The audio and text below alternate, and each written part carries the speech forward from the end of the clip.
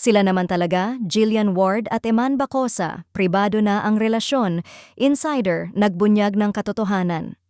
Matapos ang sunod-sunod na kilig moments at viral na mga pangyayari sa social media, tila tuluyan ng sineryoso ni na Jillian Ward at Eman Bacosa ang kanilang relasyon.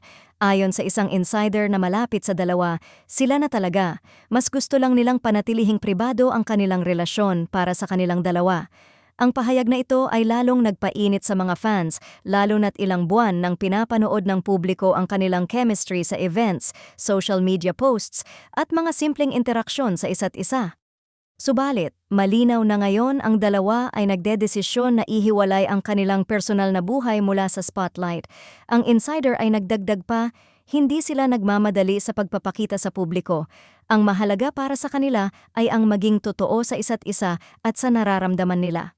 Sa kabila ng pagiging pribado ng relasyon, hindi naman naitago ang kilig at pagmamahalan ng dalawa sa kanilang mga malalapit na kaibigan at pamilya.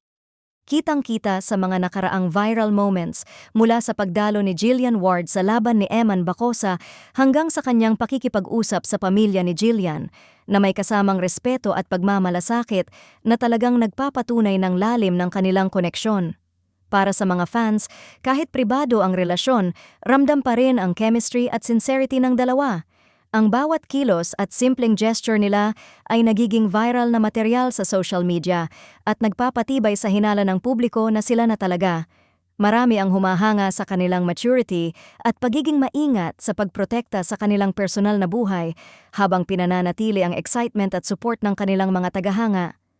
Sa huli, tila malinaw na ang relasyon ni na Jillian Ward at Eman Bacosa ay nasa yugto ng pagiging totoo at tapat sa isa't isa. Pribado man, ramdam ng lahat ang sincerity, respeto at pagmamahal na walang humpay sa pagitan ng dalawa, at sa pagkakataong ito, sila na talaga.